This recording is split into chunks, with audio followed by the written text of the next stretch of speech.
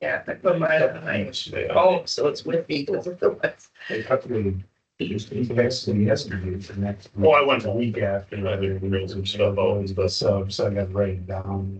Yeah. Would you usually, like, something to yourself? Anything. Yeah. So last. So want to wait for Darren or? Last did elementary TV Thursday. I don't see anybody out there. Yesterday. We can put him on when he gets. Oh, yeah. Last Wednesday I was at the shop. Let's keep it. Yep, it's going. And looks like the minutes on Monday. And they were desperate. Oh, there we go, John's there. John's in? I mean, I had his press on, I was in the wood shop, and the kids were going around the corner Recording? recording the news. Well. Sure. We'll call October 9th transit meeting order.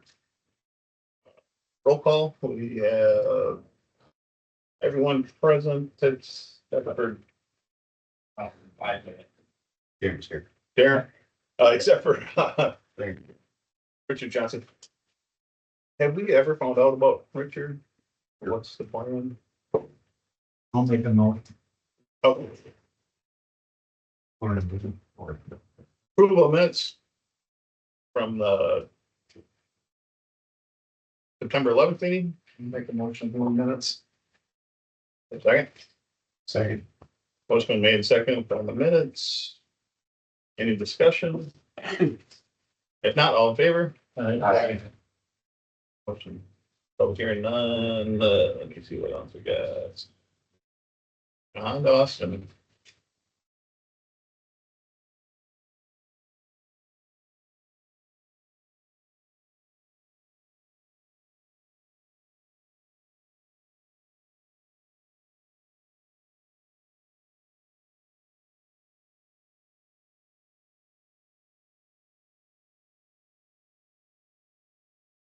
Morning, everyone. It's not 9:11, it's 10:09. Agenda today, ridership financials on the route, day of carrying our fleet, and any questions? Doorstop and Red Cedar ridership had a decrease of 536 down to 47 from August to September. But if we look at the amount of service days, we're actually up 1% of ridership per day. Comparing that to the previous 8 years, it's towards the bottom, but with that downtick. But for about a third of September, we were down to more of just one total driver on the doorstop route and less help from the Red Cedar bus with where we are at staffing wise. So for us to be up versus the month before on daily ridership, even with that, we're sitting real good. Very proud of this number. Community route ridership increased from 884 in August to 2,077 in September. Not as proud of that as we are of comparing it to, obviously that's with the university back in September here, but comparing it to the previous years, I had to look back at John's numbers and confirm because they looked way high. And they looked good. On the Monday through Friday ridership, this is actually combined between Community Saturday and Community Monday through Friday, but jumping over 2,000 for the month, but is around 1886 or so for the Monday through Friday route. And I think the fact that it was trailing last year was the first, September was the first month of a fare system on that route again versus all the way since 2021. So fares are back and ridership is 30 to 40% better than previous years. I think a lot to do with that is getting these the bus signage in each of these shelters. Just making easy, having that better app, Transloc instead of ride systems, Dunn ride. And then the community Saturday ridership was also the best year ever. Up about 143, 145. Looking at that versus last year, which was great. And both of them were about double of any previous year before. So that is great to see. And it's just think a lot of it's just communication and getting out there. The Google report for advertising for the month. Searches were up, but calls were down. Stout route ridership, 9880 in the stout daytime route, 1468 on the PM route, putting those together. Everything's right in line. But with the really warm weather that we had, I think for September, seeing that right in the middle there is great to see. I think I'll talk about it in a few slides, but with those bigger transit bus that we have, in the month of September, it was en route for a few days, but has been on the route daily since October 1st. And I think we'll see a lot more ridership on that bus and less overflow on that community bus helping out the stout route, which will show some good numbers for this one. That can house 51 riders in the bus on some of these heavy times. 2024 financials. Hey, can I Oh, make a yeah. comment before you get to the financials? Yeah. I was over the Dunn rec park mowing at the racetrack, and I was low on gas, so I was going around the sidewalk to go to local gas station to fill up again, and there was a young woman in probably like a 2-year-old in a stroller, and they were sitting in the shelter there and waiting for the bus. And so I just stopped and introduced myself. And I asked her, I said, well, so do you ride the bus often? Yeah, just about 3 or 4 times a week. We go someplace, we're going to the library or something that day, and I said, well, how's it going? And she said, oh, this is so awesome. She said, I didn't ask her where she lived. That was none of my business, but she's very complimentary of the bus, the drivers that you have. And then she really liked the shelter. She goes, it's really nice to sit in the shelter and be protected from, we're pretty close to the street here, and worried about her little one, so anyway, I just wanted to pass that on. So Yeah, that woman rides few times a week, and I drove her. I'm covering lunch breaks a lot lately, and I was able to drive her up to Walmart. She lives close. The nice part about that spot is it's close to a lot of different places that people that are new in town, that are living for a month or two, can hop on the bus there and get to where they need to go. So thanks for the feedback on that. yeah. It's nice to hear some compliments. September was a month with a few complaints. So we got a tally on the board and always try to get the compliments to outweigh the complaints. And try to get a goose egg on the complaints side. 2024 financials. We did a lot in September when it came to getting those Wi-Fi new GPS systems in late August, September, seal coding, stuff like that. So this is done through 9 months. So some of these things look a little heavy, but then you factor those out over the 16 periods of our 12-month year. It's sitting pretty good. And even with that, we're still sitting 2% to the good with getting those purchases done and being a little heavy with around 10,000 to the good through September. There will be one pay period that hits here this Friday, September. But other than that, everything's pretty updated and square. On the route, I've been filling in a lot on lunch breaks, which means I'm driving community 2 hours a day and filling in on doorstop route from 1 to 2. So you're always trying to think of things that'll make things better without trying to reinvent the wheel. And time is what we need to build a little bit more of if we want to be able to cause a little less pressure in the back end of the schedule close to the Walmart area. And I was looking at 9th Street in Wilson here, and currently our bus stops right here. I need to talk to the city about this, and I'm not looking to make any changes today or anything like that. This would be in the new year or even next June after the university's out, but just changing that bus stop to here creates, it still gets to the farmer's market, still next to City Hall.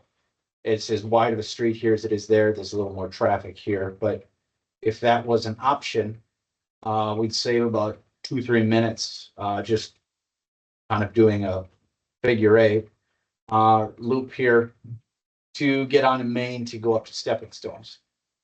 So Do you know how many people right from there? not many. So it almost could be a flag stop as well. So kind of like the public library. Yeah. You don't stop unless somebody's there based on volume of traffic and speed and everything like that. Is So I there, was thinking at night, but like, yeah, me too. stuff. We won't be there at night. That route's only till 5. That's kind of, Busy as- I'm not against it, but I'm just saying that's kind of the main crossover in the morning and rush hour, the Yeah. 2 rush hours. If there's such a thing. I've almost been in there. But I mean, I'm just throwing that out there again. I'm not saying it won't work. I don't know how wide, the street Mhm. is, if you can get it off so people can keep flowing or. So I took the Scouts Sustainable Week Yep. bus trip on the community route, and that was flagged hard as if you don't want to get on at the Stout Library and go the whole route around, Yep, you walk to that one. yep. And so they've been pointing to that, and if that moves right now, I'm not sure that would be beneficial, because So you're talking- there might be more activity there. So this is the So we're both, Catholic school. yep, that's St. Paul's right there. Yeah, and my idea was right here potentially instead of right there. Yep, St. Joe's. I see your reasoning in it. Yeah. They could just fly on Makes by. sense. Yeah, the thing where I don't think it adds a ton of time is because you're taking all right-hand turns. If you were taking lefts and waiting, but. Yep. I mean, The other in thing, my opinion, it's minimal, but I understand your yep. reasoning. The other thing, if we put it on Wilson over here, but it wouldn't save us a ton, but it'd go from about half a square block from couple. So that was a idea. This one, if we gained a little bit of time here, this would actually be doable. So previously, from pre-2020, when we switched to this new route, this bus, that bus shelter is currently right here. If you take that, you need to go all the way around. That's not feasible. And we're also looking for a better spot for this shelter. For example, the public library. City reached out, said there was somebody looking, asking, I think it's been asked a few times if the bus shelter could be there. Well, why not just drop off in the parking lot of CVTC itself? Or move that shelter to right here. If we couldn't drop right at the main door, move it to here. There's a crosswalk there. And then if we gained a little bit of time here, we could actually come back. I don't like going across the 4-lane highway here. But if we gained a little bit of time here, we could actually make a right turn and go back out to the judicial center like we used to. We cut that stop because 13 people rode to there in a year. That was before we had a pretty efficient community route. That walking path is there now. But my main thing is just driving across that 4-lane with the blind spots in the bus. If we gain time here, this would be doable. Easily doable. If we did their flag stops right in their parking lot or shelter was moved to here. So just a couple ideas to brainstorm with the group. That we could, So the shelter, I don't like the shelter be what, right between CVTC and workforce, like on that little island as you're driving into I that. wanted, that was a goal, and they don't want to because there's no sidewalk there. And I thought the best spot would be right here. Then we could do just Technology Drive, take the lights and go back up here. That way we could still hit this without doing this whole thing. But there's a crosswalk here, but there's no sidewalk here. So that's why Dave isn't really up for that one. Try to understand. But if we came right into the parking lot, or it was at this crosswalk where there is a sidewalk, that would work, but with no lights there. So you're headed east and you Mhm. turn there and you go around to, which then forces a left-hand turn across the 4-laner up there, yeah. You'd actually, yeah, you'd go So what straight. if you went all the way up? What if you went all the way? Oh, so you're on that service road and. Yep, there's Okay. nothing else after this one. You're saying between the curb and the sidewalk and in front of Center for Independent Living? Or you're saying pull into the parking lot of Center for Independent Living? Pull into the parking lot of CVTC if there's any CVTC or job center riders instead of the bus shelter over here. Then that would free up that bus shelter to move to the public library Yeah. bus stop instead of the bench. Right. I was, okay. So I see what you're saying. I was thinking you're closer to the Center for Independent Living there. Yep, now, here's the front doors of the CVTC. Yep. And here was just a highlighted spot where we Mhm. potentially could relocate that shelter if the public library. And currently, you're basically green and you're Yep. going down and you're taking a left. Yep, and we don't even go that route unless Eyeball we it. eyeball it from the right lane of Highway 12 and then we move over to the left lane. After nobody's there, take a left here. If that was stoplights, then Yeah. we could still do it just the way it is now. Without going there, but we aren't to that point. I definitely approve the bus shelter moving the library because Okay. there's so much more. It's illogical when I saw that bus shelter when I was riding the bus. I was like, why is there a shelter there Yeah. and not at the library was my actual thought. So, yeah, I think that definitely should move. Then we just do a flag stop at CBTC Yeah, and drop right at the door and still take that service road. And the few times that actually needs to happen, you cross the 4-lane. yeah. Cause even in the way it is, you have to cross that 4-lane to get back out. If you drop somebody at that bus shelter, pick somebody up, so. I can talk about this more next month, or, I guess I'm just gonna throw the. Yeah. I'm guessing my answer is because of this stop right here. But you can't do it this way, come back to the light and then go here, but that's a stop, I'm assuming where the circle is. Hopefully. that's Oak Leaf. Yeah. And then, yeah, we'd still have to make a left turn out of here, across the 4-lane. But I mean. Okay. So those are stops where the circles are? Yep. Yeah, and then the way your doors face and. Yep. So if you go through CVTC, why can't you come back around and go out? You could. You could. And cross at the light there? Just do Yeah. a loop, Center for Independent Yeah. Living, kind of come back over Yeah, there and back out. yeah, I did not time that way. I like that. I can. Then we still be able to move the shelter. We're not crossing the 4-lane. We're not adjusting any other times. And there's a stoplight. And a right hand turn at a stoplight. I'm a little confused. So you're considering the sidewalk that main walking path is why you move it down to there? But just, that, yes, correct. And, but the ideal situation would be just removing it completely, putting it at the public library and us stopping at the front door. Yeah. Yep. That makes no sense. But if for some reason anybody was opposed to that, that would be a next best. Cause that stop is basically for their anyway. Yep, yeah. Okay. The only nice part about this area is it would hit a few more small businesses over here. That's what I thought you maybe stopped it. That's what I Yeah. was- But, I mean, you're still, you're 100 yards away here, so. This would be an easy switch and it wouldn't adjust anything time wise. And could kind of get the ball rolling on moving this over. Yeah. If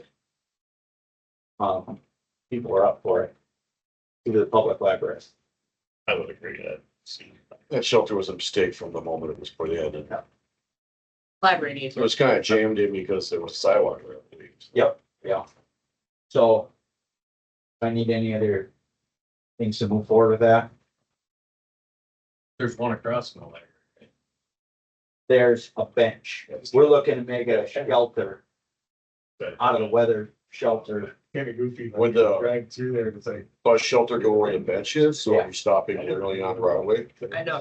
That's the way we're doing it now. Yeah. It's not ideal, Most of the people I hear, they ride the bus. but I think people will understand it more when they see a shelter, not a bench. Oh, yeah. Yeah, So. Yep. Our drivers are trained to put their hazards on before the stoplights. And people behind, the more that I am on that route lately, I see people merging over to the left lane before the light, they know that we're gonna stop after it. Move forward. Well, that gets into like when the state does their projects, but I was eyeballing that, and someday they could change. So it'd be nice They to could jut change out. some of that jut out, they could change some of the landscaping in there. Or It'd be nice, we could take Wolski Bay Road, stop right at the public library, but then you're driving up that hill. yeah, no. And Tinker has been a you're nice, going to potatoes and doing a pull in and back up. yeah. So I think Tanner's still the best. And people know to get on and off there in old container. People use a lot to go to Dollar Tree and so, okay, I'll get the ball rolling on this and we can always adjust too,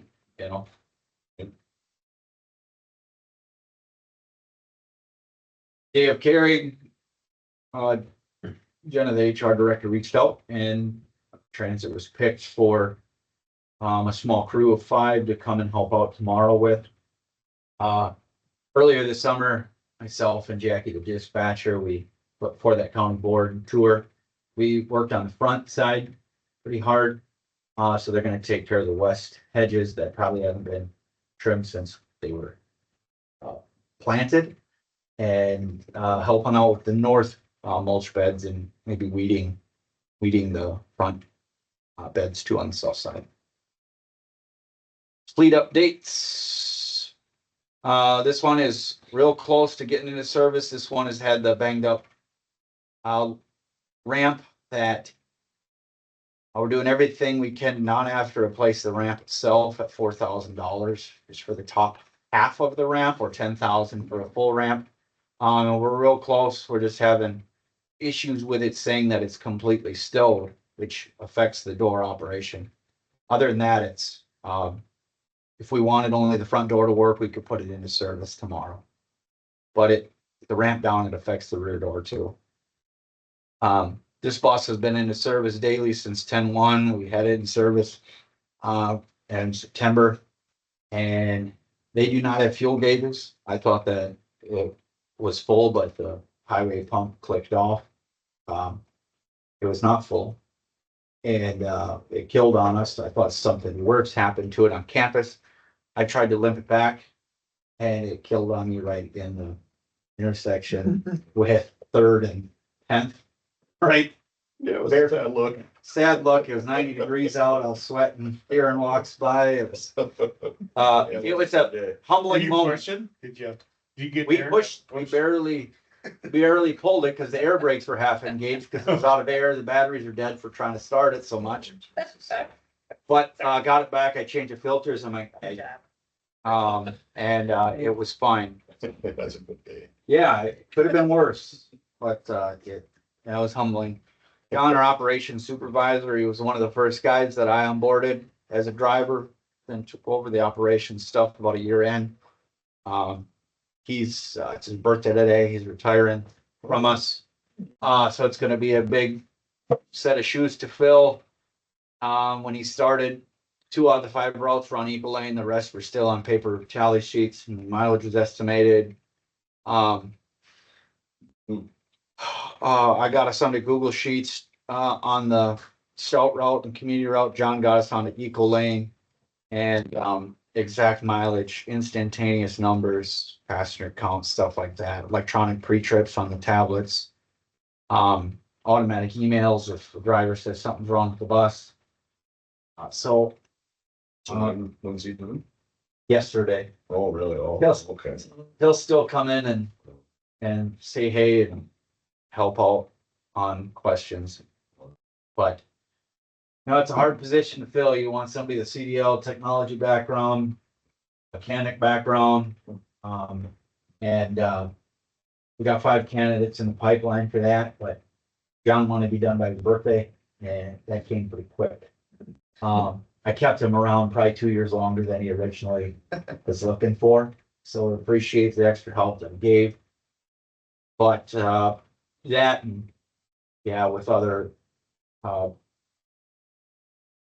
on drivers, past few weeks, it's been I apologize, I haven't gotten further on some of our advertising bullet points from last month and stuff like that. But at the end of the day, the routes need to be filled and boots on the ground, but buses on the routes is the main thing. So sorry that went a little long. Thank you for all the questions. Otherwise, any questions? Thanks, Allison. Number 7, there's no considerations for committee.